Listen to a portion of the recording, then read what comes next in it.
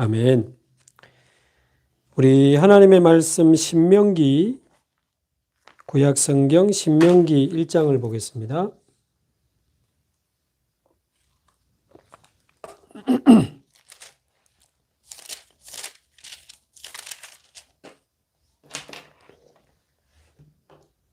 신명기 1장 5절에서 8절까지 우리 함께 한 목소리로 봉독하겠습니다. 모세가 요단 저쪽 모압 땅에서 이 율법을 설명하기 시작하였더라. 일렀으되 우리 하나님 여호와께서 호렙산에서 우리에게 말씀하여 이르시기를 너희가 이 산에 거주한 지 오래니 방향을 돌려 행진하여 아모리 족속의 산지로 가고 그 근방 곳곳으로 가고 아라바와 산지와 평지와 네겝과 해변과 가나안 족속의 땅과 레바논과 큰 강 유브라데까지 가라. 내가 너희의 조상 아브라함과 이삭과 야곱에게 맹세하여 그들과 그들의 후손에게 주리라 한 땅이 너희 앞에 있으니 들어가서 그 땅을 차지할지니라. 아멘.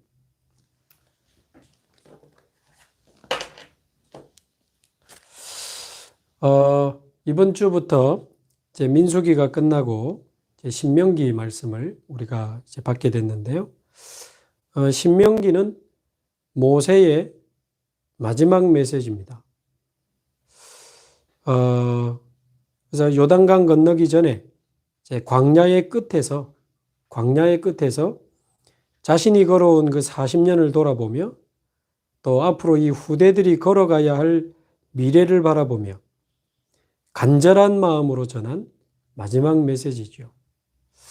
그래서 저와 여러분이 이제 신명기를 시작하면서 우리 역시 간절한 마음으로 하나님의 말씀을 기대하고 하나님의 말씀을 정말 우리 영혼 속에 각인시키고 하나님의 말씀을 우리 마음 속에 새기고 가득 채워서 이 말씀으로 승리하는 저와 여러분의 인생이 되기를 바랍니다. 하나님은 이스라엘 백성을 애굽에서 불러내실 때 아무 생각 없이 불러내신 게 아닙니다.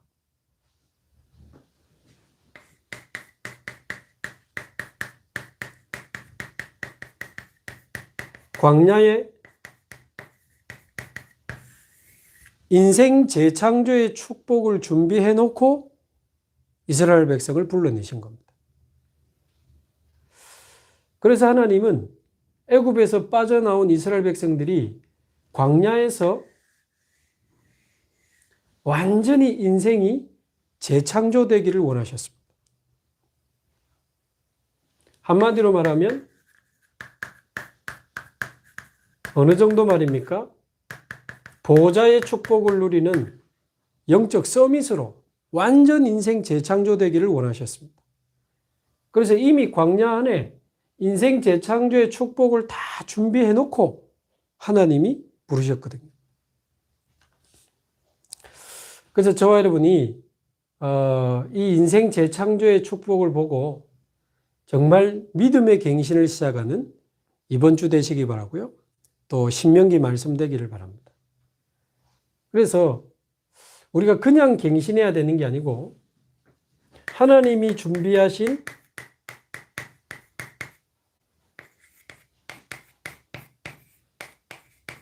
이 재창조의 축복,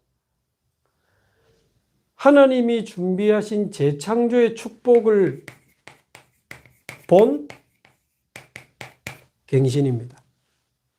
우리 힘으로, 우리 의지로 갱신할 수가 없죠. 그러나 하나님이 준비하신 재창조의 축복이 보이면 우리는 갱신할 수 있습니다.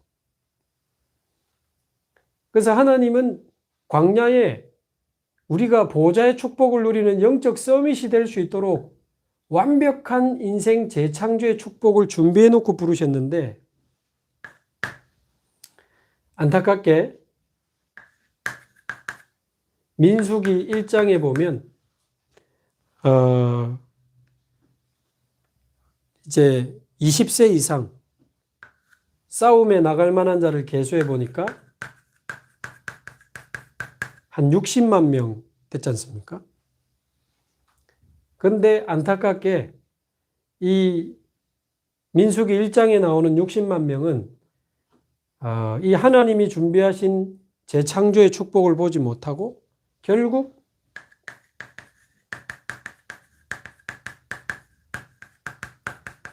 갱신하지 못한 사람들의 명단이 되고 말았습니다.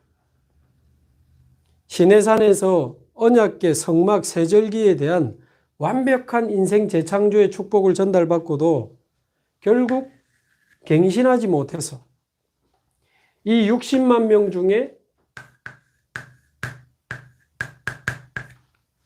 99.9%의 사람들이 결국 갱신하지 못하고 불신앙에 빠져서 광야에서 38년 동안 장례식을 하게 된 겁니다. 그러나 이제 38년이 지나고 민수기 26장에 보면 다시 60만 명 정도 되는 이제 군사들을 계수하는 장면이 나옵니다. 그래서 민수기는 전에도 말씀드렸지만 단순히 백성의 숫자를 계산하는 책이 아닙니다. 갱신하지 못한 불신앙의 사람들과 갱신한 믿음의 사람들과 그 두 종류의 백성이 이제 계수되고 있는 겁니다. 누구지요? 결국 두 사람입니다. 여호수아와 갈렙. 언약 잡고 믿음으로 갱신한 여호수아와 갈렙 이 두 사람만 이제 일어나서 새로운 60만 명과 함께 여호수아와 갈렙은 이제 광야가 아닌 가나안 땅으로 들어가게 된 것입니다.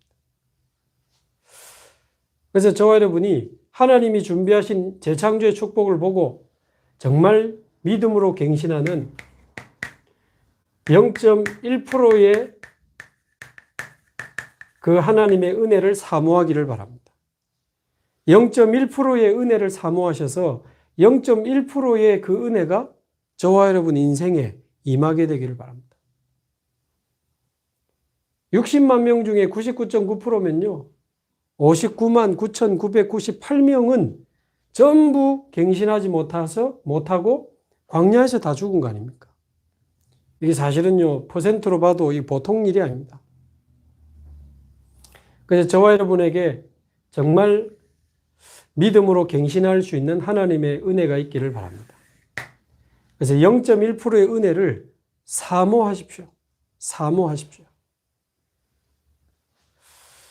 하나님 정말 믿음으로 갱신한 여호수아와 갈렙처럼 내 인생을 재창조해 주시고 보호자와 소통하는 영적 서밋으로 24 보호자의 축복을 누리는 영적 서밋으로 나를 변화시켜 주옵소서. 그래서 보호자의 축복을 누리는 사람은 하늘의 음성을 듣고 삽니다. 보호자의 축복을 누리는 사람은 하늘의 음성에 귀를 기울이죠. 하늘의 지혜와 하늘의 능력으로 삽니다. 그리고 이 보호자의 능력과 시공간 초월하는 배경을 가지고 살죠. 그래서 보호자의 축복을 누리는 영적 서밋은 어떤 현장을 가도 그 현장이 살아나게 되어 있습니다. 오늘 산업선교 때 주셨던 말씀처럼 어디를 가도 살아납니다. 어디를 가도 살립니다. 우리 부모님이 어떻고 더 이상 원망하지 마십시오. 우리를 통해서 우리 부모님이 살아나고 우리 가정이 살아나는 게 기준입니다. 보호자의 축복을 누리는 사람은 그렇습니다. 우리 직장이 어떻고 사장님이 어떻고 직장 원망하지 마십시오. 우리를 통해 직장이 살아나는 것이 기준입니다. 그 말이 맞을지라도 내가 부모님을 원망하고 있고 가족을 원망하고 있고 또 직장 사람들을 원망하고 있다는 것은 이미 변화시킬 힘이 없다는 거거든요. 변화시킬 능력이 없다는 거거든요. 그래서 요셉은 보디발 집에 가도 살아났고 감옥을 가도 살아났고 왕궁을 가도 살아났습니다. 어떤 현장을 가도 그 현장이 요셉과 다 맞았거든요.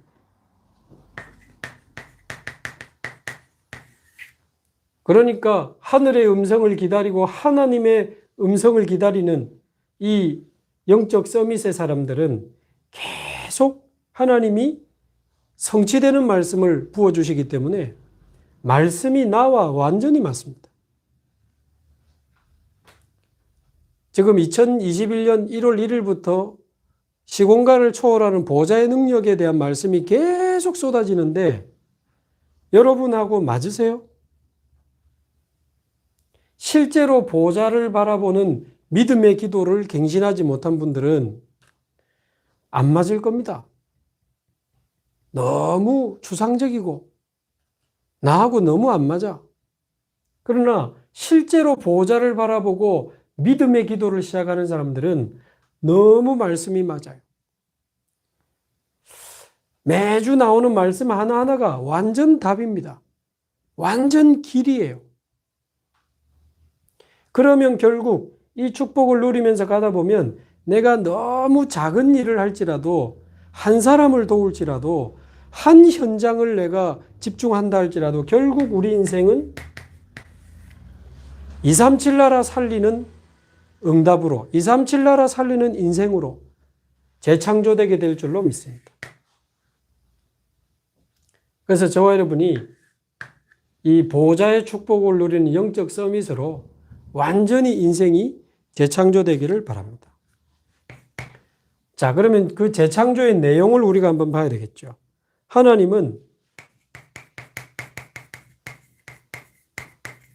우리 인생의 근원을 재창조하는 축복을 이미 우리에게 주셨습니다. 하나님은 이미 그리스도로 말미암아 우리 인생의 근원을 재창조하셨어요.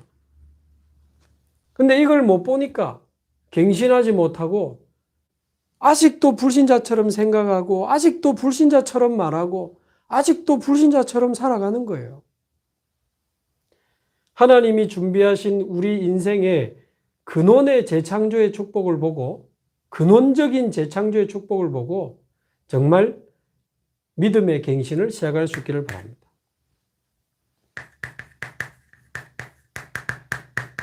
그래서 고린도후서 5장 17절에 보니까 그러므로 누구든지 그리스도 안에 있으면 새로운 피조물이라. 이전 것은 지나갔으니 보라 새 것이 되었도다. 이전 것은 뭐고 새 것은 뭡니까? 이게 바로 재창조의 답이거든요.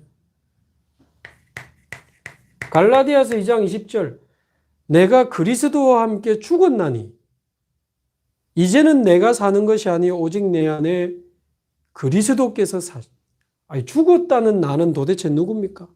그럼 살아있는 나는 누굽니까? 이게 바로 재창조의 답이거든요. 자, 쉽게 말하면 저와 여러분이 태어나자마자 창세기 3장, 6장, 11장에 빠져서 살아가게 됩니다. 태어나자마자 태어날 때부터 창세기 3장, 6장, 11장의 문제를 가지고 태어나요.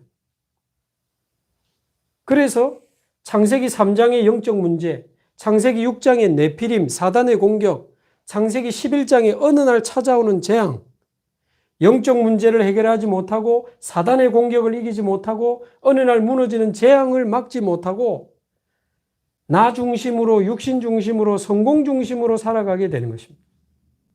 그래서 창세기 3장, 6장, 11장 중심으로 살아온 내 인생은 이제 지나갔습니다.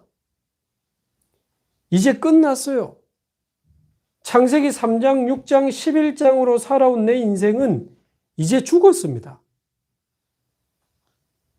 그래서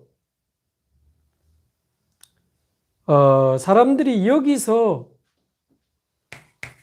무슨 대단한 자존심이나 자존감을 가지고 사는데 창세기 3장 속에서 가지고 있는 자존심, 창세기 3장 속에서 가지고 있는 자존감이 얼마나 의미 없는지 한번 생각해 보시기 바랍니다.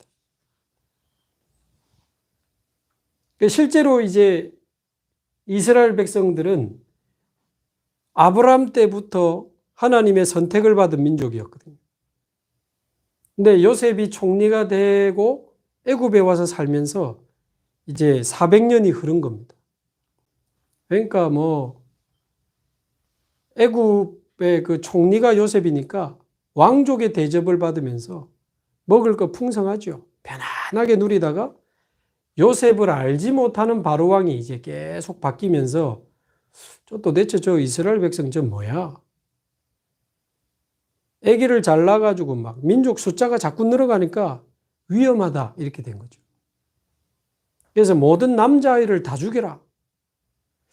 딴 생각 못하도록 저 우상 신전 만드는 데 전부 투입해라.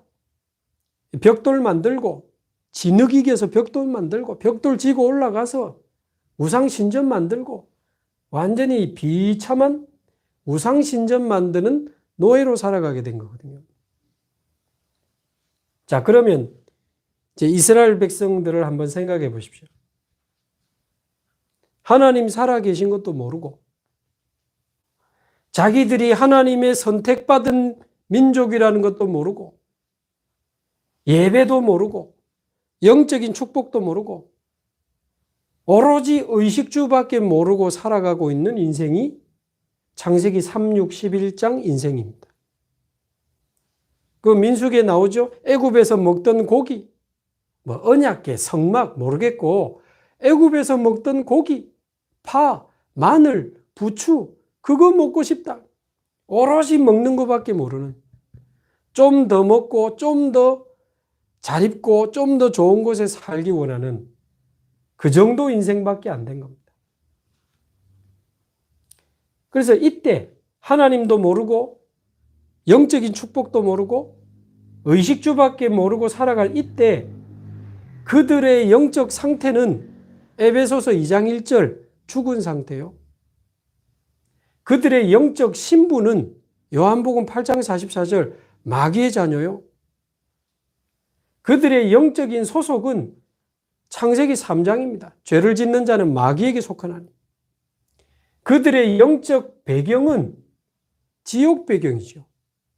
하나님 없이 지옥처럼 살다가 죽으면 진짜 지옥 가요. 자, 그런 영적 상태, 영적 소속, 영적 신분, 영적 배경을 가지고 살아가는데 그 안에서 조금 좋은 대학 갔다고요. 자존심 대단합니다. 영적으로 죽어 있는 줄은 모르고 눈에 보이지 않는 사단이 지옥 배경이 자기 인생을 자기 가정을 완전히 사로잡고 있는 줄은 모르고 좀 좋은 대학 갔다? 좀 좋은 차 타고 다닌다? 대단한 줄 알아요. 좀 넓은 집에 산다? 대단한 줄 알아요. 자존심 되게 부립니다. 무슨 대기업 취직하고 대기업 임원이라도 되면 국회의원이라도 되면 청와대에 근무하기라도 하면 자기가 어마어마한 줄 알아요. 전부 육신적인 자존심이요 육신적인 자존감 아닙니까? 그거 가지고 다시 말씀드리지만 창세기 3장의 영적 문제를 해결하지를 못해요. 창세기 6장의 네피림, 사단이 어느 날 공격하면 이길 수가 없어요. 어느 날 무너지는 11장의 재앙이 밀려오면 다 무너지는 겁니다. 그래서 재벌이 비참하게 무너지는 사람이 많고 너무 훌륭한 학자가 너무 어렵게 무너지기도 하고 유명한 가수가 뭐 대통령까지 하신 분이 자살하기도 하고 육신적인 자존심, 육신적인 자존감 아무 의미 없습니다.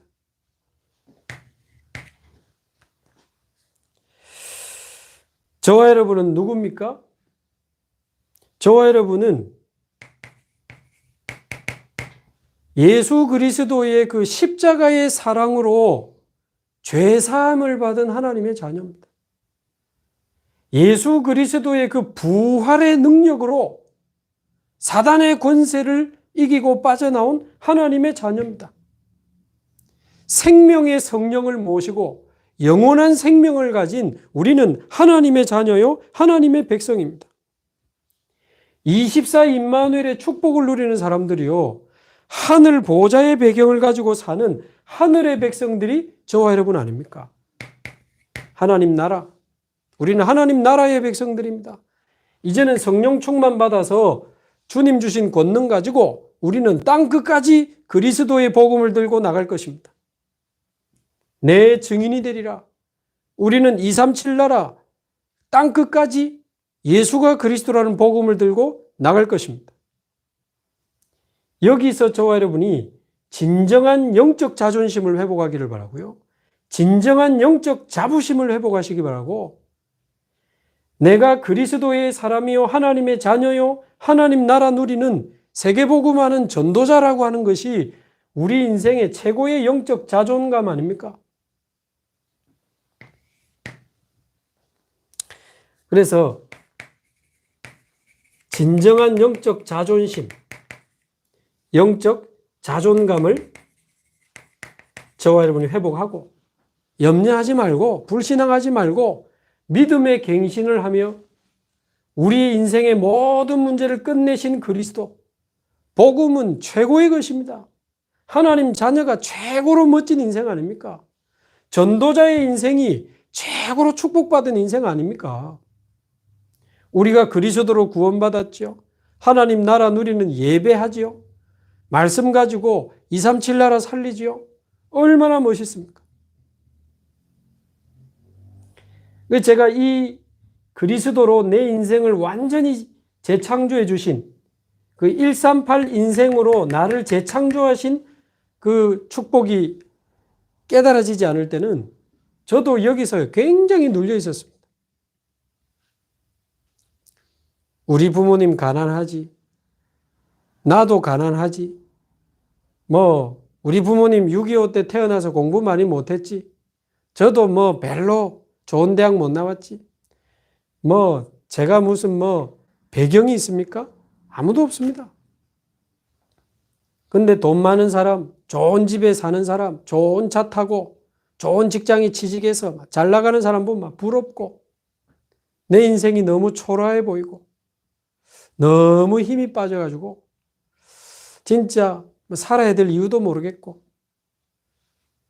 태어나긴 도대체 왜 태어났는지, 태어난 이유도 모르겠고, 왜 살아야 되는지도 모르겠고, 무엇을 위해 살아야 되는지도 모르겠고, 내 삶의 이유도 없고, 내 삶의 목적과 방향도 없고, 저 그래 살았거든요. 창세기 3, 6, 11장 인생.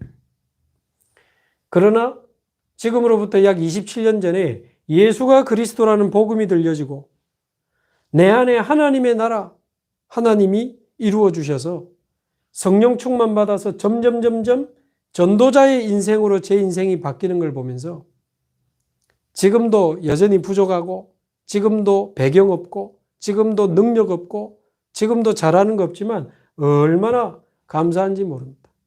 하나님의 자녀, 그리스도의 제자, 세계복음하는 전도자, 이래 살다가 하나님 앞에 가는 거죠. 자, 두 번째, 하나님은 우리 인생 여정을 완전히 재창조하기를 원하십니다.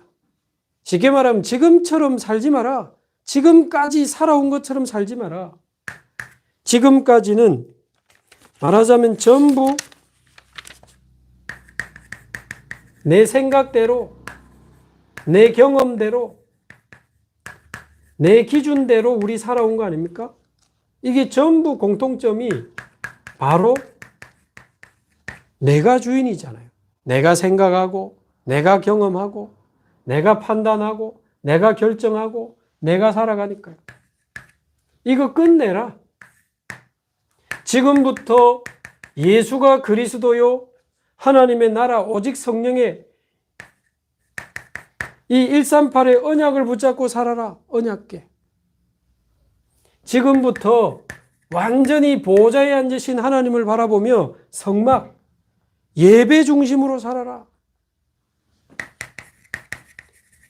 이제 날마다 모든 것 끝내신 그리스도의 언약 붙잡고 날마다 유월절을 누리면서 살아라. 날마다 성령 충만을 부어주시는 오순절의 축복을 날마다 누리면서 살아라. 이제는 보호자의 배경으로 시공간 초월하는 능력으로 현장과 237 나라 살리면서 살아라. 수장절. 날마다 유월절, 오순절, 수장절 누리면서 살아라. 우리 인생에 살아가는 방식을 완전히 하나님이 재창조하기를 원하십니다. 그래서 저와 여러분이 어떻게 갱신해야 되겠습니까? 성막 중심의 삶으로 진짜 인생의 중심축을 완전히 바꾸기 바랍니다. 내 인생의 주인은 그리스도요. 내 삶의 1순위는 예배요. 내가 사는 이유는 세계복음화. 성막 중심의 삶으로 완전히 바꾸시기 바랍니다. 그래서 두 번째, 회막.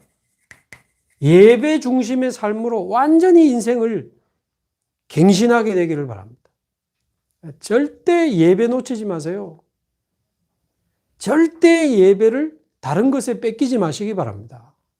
절대. TV 본다고 예배 놓치고, 친구 만난다고 예배 놓치고, 놀러 간다고 예배 놓치고, 뭐 맛있는 거 먹으러 간다고 예배 놓치고, 뭐 피곤해서 잔다고 예배 놓치고, 그 무엇에도 뺏기지 마라. 예배를 생명처럼 여기며 예배 중심으로 내 삶을 완전히 갱신하는, 그게 바로 회막입니다. 그리고는 예배 끝났다고 끝내지 말고 날마다 예배 때 주신 말씀 붙잡고 날마다 힘얻어라. 아침에도 힘없고 밤에도 힘없고 월요일도 힘없고 화요일도 힘없고 수요일도. 장막. 너희 집에서 장막문을 성막 쪽으로 열어놓고 날마다 아침마다 저녁마다 성막에서 피어오르는 번제단의 연기를 쳐다보며 하루를 시작하고 하루를 마무리해라. 날마다 그리스도로 시작하고 그리스도로 끝내라. 날마다 그리스도로 끝내고 밤에도 그리스도로 끝내고 아침에도 그리스도로 힘없고 밤에도 그리스도로 힘없고, 그리고는 그 힘을 가지고 낮에 사람도 만나고 그 힘을 가지고 문제도 해석하고 그 힘을 가지고 현장도 살리고, 이런 중요한 갱신이, 집중하고 24 하는 중요한 갱신이 저와 여러분에게 시작되기를 바랍니다. 처음에 말씀드렸지만 내가 갱신해야 되겠다 이러면 못해요. 저도 안 되더라고요. 그런데 하나님이 준비하신 재창조의 축복이 보이면 우리는 갱신할 수 있습니다. 결국 하나님은 우리 인생의 미래를 완전히 재창조하실 수 있도록 준비해놓고 우리를 부르셨습니다. 이제 이 모압 땅에서 이 신명기를 받고 이제 여호수아와 갈렙이 믿음의 사람들과 함께 가나안 땅으로 들어가는 것이 바로 이들의 미래입니다. 미래. 어떻게 들어갔죠? 무엇을 가지고 들어갔습니까? 성막 언약궤, 광야에서 주신 성막 언약궤, 그거 가지고 들어갔어요. 다시 말하면 다시는 광야 쪽으로 뒤돌아서지 마라. 다시는 왼쪽 오른쪽 좌우로 눈 돌리지 마라. 다시는 머리도 쓰지 말고 사람 의지하지 말고 방법 쓰지 말고 언약 붙잡고 성막 중심으로 세절기 가지고 요단강을 지나가라. 요단강을 지나가라. 요단이 문제라고 생각했는데 기념비로 바뀌게 될 것이다. 여러분, 홍해는 어떻게 건넜죠? 모세가 지팡이 들고 하나님이 쫙 갈라가지고 건넜습니다. 그런데 요단은 좀 다르게 건너게 하셨어요. 그러니까 홍해는 우와 우와 우와 놀래면서 그냥 지났어요. 와, 어마어마하네. 기적이다. 기적만 쳐다보고 지나갔다니까요. 뭘 놓쳤어요? 기적이 아닌 언약을 잡아야 되는데 응답만 쳐다보고 지나가고 역사만 쳐다보고 지나가고 기적만 쳐다보고 지나가면서 언약을 놓쳤습니다. 응답이 아닌 언약이고 기적이 아닌 언약인데 말이에요. 그러니까 광야에서 계속 헛소리 하잖아요. 근데 요단강은 하나님이 어떻게 건너게 하셨습니까? 자세히 한번 보십시오. 언약궤를 맨 제사장이 이제 요단강으로 들어가서 언약궤를 맨 제사장의 발이 요단강에 딱 잠길 때 요단물이 끊어지게 하셨어요. 그리고는 이제 물이 멈춰서니까 언약궤를 맨 제사장들이 계속 걸어가서 요단 함중앙에 한 복판에 딱 섰습니다. 그리고는 이스라엘 백성이 요단강을 건넜다니까요. 홍해하고 다르죠. 홍해는 그냥 우와 하고 지나갔는데 요단강은 어디서 요단강 물이 멈춰섰어요? 언약궤 앞에서 요단강 물이 멈춰섰구나. 응답이 아니고 언약이구나. 역사가 아니고 언약이구나. 기적이 아니고 언약을 각인시키는 하나님의 집중훈련이요. 하나님의 프로젝트였습니다. 하나님의 특별한 프로그램이었습니다. 언약궤 중심으로 성막의 기구를 들고 요단강을 지나갔는데 문제라고 생각했던 요단이 기념비로 바뀌게 됐습니다. 지금 저와 여러분에게 요단 같은 문제 없습니까? 가정 문제, 건강 문제, 자녀 문제, 경제 문제, 요단 같은 문제 없습니까? 욕심 부리지 말고 완전히 가장 낮은 데서부터 언약 잡고 믿음으로 그 문제 속으로 들어가시기 바랍니다. 그 모든 문제를 하나님이 기념비로 바꾸어 주실 줄로 믿습니다. 요단강을 지나갔는데 여리고성이 뜩 막고 있네요. 어마어마한 여리고성입니다. 성벽 위로 마차가 달리고 2대씩 달렸기 때문에요. 그 성의 두께가 어마어마했습니다. 이 여리고가 가로막고 있어서 가나안 땅을 들어갈 수가 없어요. 여러분 인생에 여리고 없습니까? 우리 남편은 절대 안 바뀔 거야. 우리 부모님은 절대 안 바뀔 거야. 이 문제는 절대 해결 안 될 거야. 내 인생에 여리고 없습니까? 어떻게 돌았습니까? 언약궤를 따라 돌았습니다. 제사장을 따라 돌았습니다. 언약궤와 성막의 기구를 가지고 돌았습니다. 나팔을 불며 함성을 질렀는데 여리고가 무너졌습니다. 가나안 땅을 가로막고 있는 여리고성인 줄 알았는데 언약궤 중심으로 여리고를 돌 때 여리고성은 무너지고 가나안 정복의 시작이 되었습니다. 이때부터 본격적으로 가나안은 무너지기 시작하는 겁니다. 아마 사단이 발악을 할 겁니다. 그러나 그 안에 라합이 했던 말처럼 이미 사단은 완전히 벌벌벌 떨고 간담이 녹아 있습니다. 저와 여러분이 언약 잡고 믿음으로 기도하며 언약 잡고 말씀 붙잡고 기도하며 여리고성을 돌기를 바랍니다. 가나안 정복의 시작으로 바뀌게 될 줄로 믿습니다. 거인들이 사는 안악산지를 만났습니다. 계속 문제가 터집니다. 그러나 하나님은 갈렙을 일으키시고 해와 달이 멈출 때도 전무후무한 응답을 주셨습니다. 이런 미래를 하나님이 준비해 놓고 계신다니까요. 어떤 갱신을 해야 됩니까? 다시는 뒤돌아보지 마라 그 말이에요. 다시는 흔들리지 말고 사람 말에 귀 기울이지 말고 언약 잡고 따라가라. 사람의 말을 마음에 두지 마라. 절대 사람 말을 마음에 두지 마시고 하나님 언약 잡고 승리하게 되기를 바랍니다. 그리고 가나안 땅에 들어가면 성막을 만들고 모든 지파들의 땅에 레위 지파의 성읍을 만들어 복음이 지속되게 해라. 예배가 지속되게 해라. 사명이 지속되게 해라. 특히 후대들에게 복음이 끊어지지 않도록, 예배의 축복이 끊어지지 않도록, 사명이 끊어지지 않도록 전 성읍의 레위 지파의 성읍을 만들어라. 이게 하나님이 준비하신 미래 재창조의 축복입니다. 결국 이 성막이 성전이 되고 이 성전이 교회로 바뀌어서 세계복음화하게 되는 237 치유 서밋의 미래를 하나님이 준비해 놓고 계시는 줄로 믿습니다. 그래서 저는 제 인생도 하나 답이 없던 사람입니다.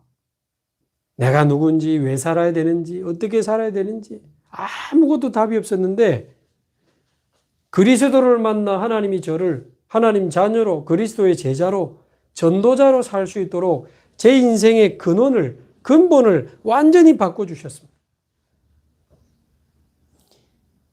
어떻게 살아야 되는지 저는 몰랐거든요.